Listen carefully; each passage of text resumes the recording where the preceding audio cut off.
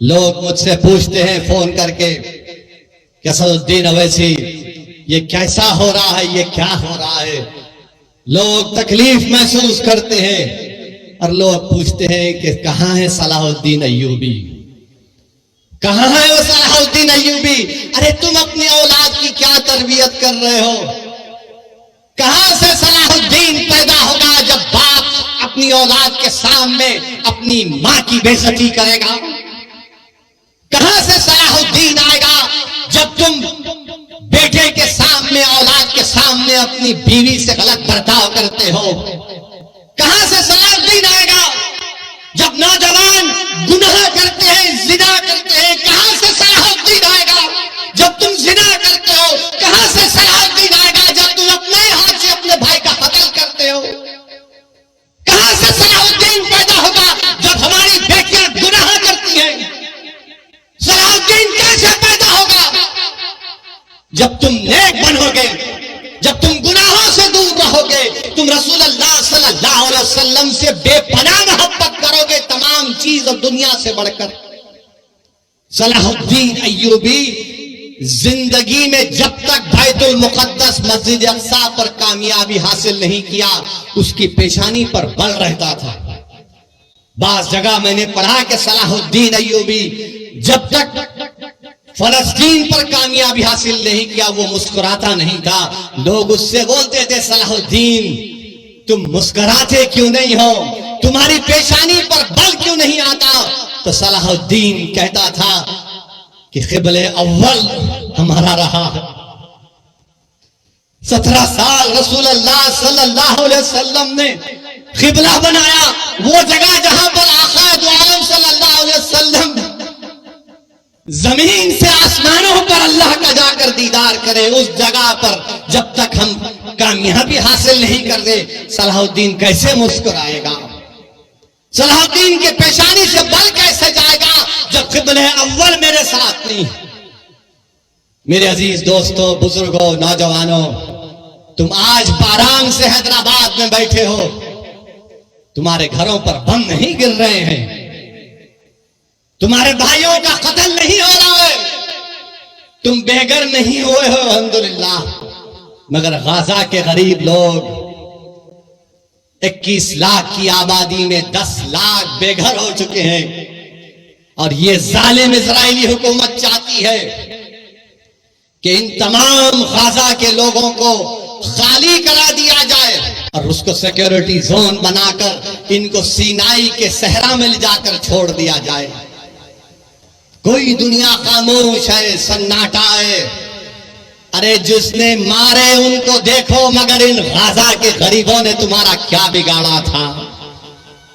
Media میں ایک طرفہ رپورٹنگ کہ ایسا ہوا، ویسا ہوا، فلاں ہوا۔ ارے کبھی تم نے دیکھا 70 سال سے اسرائیل آکیوپائر ہے، اسرائیل آکیوپائر ہے، فلسطین آکیوپائڈ ٹیریٹری ہے، آکیوپیشن تم کو نہیں دکھتا، ظلم تم کو نہیں دکھتا۔ بتاؤ جس کے پاس کمزور ہے، ظالم ظلم کر رہا ہے تو ظالم کا ساتھ دیا جا رہا ہے، اور جس کو بے گھر کر دیا گیا۔ آپ کو معلوم کب مسئلہ پیدا ہوا؟ 1918 میں۔ سمجھانے کے لیے کہہ رہا ہوں نوجوانوں، جب تم اب بڑے ہو گئے، یہ مستقبل تمہارا ہے نوجوانوں۔ 1918 میں یہی زائنسٹ لوگ وہاں پر گئے، برطانیہ سے ساز باز کیا، اور 1918 سے فلسطینیوں کو بھگانے کا پروگرام بنایا، اور پھر 13 مئی 1948 میں 18 سے لے کر 48 تک فرسٹ ورلڈ وار ہوئی۔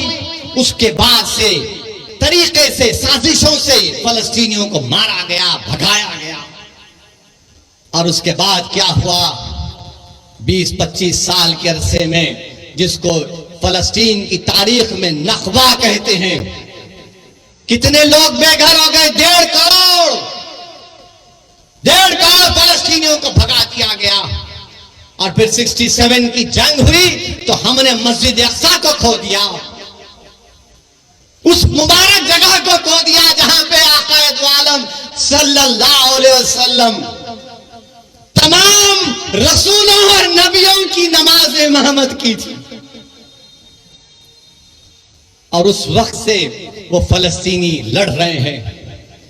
فلسطین کا مسئلہ صرف عربوں کا مسئلہ نہیں، فلسطین کا مسئلہ صرف مسلمانوں کا مسئلہ نہیں، فلسطین کا مسئلہ ہر اس انسان کا مسئلہ ہے جو انصاف چاہتا ہے، جو انصاف چاہتا ہے۔ اور جو پوچھتے ہیں کہ صلاح الدین کہاں آئے گا، ارے صلاح الدین کو آنے کے لیے تم کو نیک بننا پڑے گا۔ جب عیسائیوں نے مسجد اقصی اور بیت المقدس پر قبضہ کیا، کروسیڈرز نے ایک دن میں 70,000 مسلمانوں کا قتل عام ہوا۔ ان کے گھوڑے گر جاتے تھے، اتنا خون تھا۔ مگر جب صلاح الدین ایوبی نے فلسطین بیت المقدس پر کامیابی حاصل کی اور تمام عیسائی لوگ جمع ہوئے، بولے کہ صلاح الدین اب تم ہم سے کیا کرو گے؟ تو صلاح الدین ایوبی نے کہا کہ میں وہ نہیں کروں گا جو تم نے کیا تھا، میں رسول اللہ صلی اللہ علیہ وسلم کے غلاموں کا غلام ہوں، تم کو میں معافی دیتا ہوں، جاؤ تمہاری جان کو بھی کوئی ہاتھ نہیں لگائے گا۔ یہی صلاح الدین ایوبی کے پاس ایک قبیلہ تھا جو دین اسلام کو قبول نہیں کرتا تھا۔ صلاح الدین ایوبی نے زور زبردستی نہیں کی۔ ایک قبیلے کی ایک عورت آئی صلاح الدین ایوبی کے پاس اور آ کر کہا کہ سلطان، میرے 4 بچے غائب ہیں، میرے بچوں کو واپس لے کر آؤ۔ صلاح الدین ایوبی فاتح فلسطین، فاتح بیت المقدس اٹھتا ہے، اپنے جسم پر زرہ پہنتا ہے، تلوار اٹھاتا ہے۔ وہ عورت خاتون کہتی ہے کہاں جا رہے سلطان؟ تو کہا تیرے بچوں کو تلاش کرنے جا رہا ہوں۔ وہ حیران ہو کر پوچھتی آپ جائیں گے میرے بچوں کے لیے؟ بولے ہاں تیرے بچے معصوم ہیں۔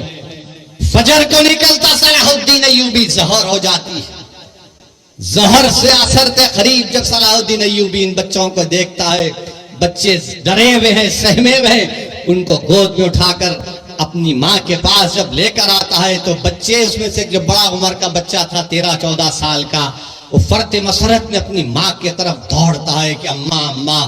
تو اس ماں نے کیا کیا؟ اس ماں نے اس بچے کے منہ پر ایک زوردار تماچا مارا اور کہا کہ جا صلاح الدین کے قدموں میں گر جا، یہ وہ نبی محمد صلی اللہ علیہ وسلم کا غلام ہے، اگر یہ ایسا ہے تو اس کا رسول کیسا رحمت والا ہوگا۔ یہ صلاح الدین ایوبی تھا۔ میرے عزیز دوستوں اور بزرگوں، نوجوانوں، اسی لیے کہہ رہا ہوں کہ تم کو نیک بننا پڑے گا۔ اور یاد رکھو اس بات کو، جب ترکوں کی حکومت تھی، سلطنت عثمانیہ کی حکومت تھی، تمہارا خیال یہ ہے کہ تمہارا مزاج یہ ہے کہ تم اپنے فونوں پر ٹی وی پر ارطغرل دیکھ کر خوش ہو جاتے، تم عثمان کا سیریل دیکھ کر خوش ہو جاتے۔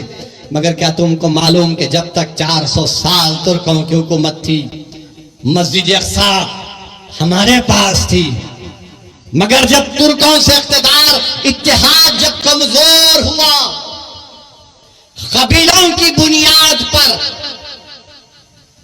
عصبیت کی بنیاد پر جب اتحاد پارا پارا ہو گیا، تو سب سے پہلی چیز جو ہمارے ہاتھ سے چلے گئی وہ مسجد اقصی اور بیت المقدس ہمارے ہاتھ سے چلا گیا۔ اسی لیے میرے عزیز دوستوں اور بزرگوں، اتحاد کو مضبوط رکھو۔ یاد رکھو، تم کو ہم تمام، مجھ سے تم کو نفرت ہوگی، مگر میری اور تمہاری خواہشوں سے زیادہ اور اہمیت کا کام اتحاد۔ اسد الدین اویسی یقیناً کمزور ہے، مگر یاد رکھو یہ اتحاد تمہارے لیے اور میرے لیے، آنے والی نسلوں کے لیے ضروری ہے۔ ہم نے اتحاد کو کھویا تو مسجد اقصی نکل گئی ہمارے ہاتھ سے، مسجد اقصی ہمارے ہاتھ سے نکل گئی۔ تو اتحاد کو مضبوط رکھو۔ بزرگوں، نوجوانوں، میری عزتدار ماں اور بہنوں، اس گناہگار کی گزارش یہی ہے کہ اپنے اتحاد کو مضبوط رکھو۔ تمہارا اتحاد کمزور ہوگا تو یہ تاریخ تم کو بتا رہی ہے کہ ہم نے کیا کھویا۔ ہم نے قبلے اول کو کھو دیا،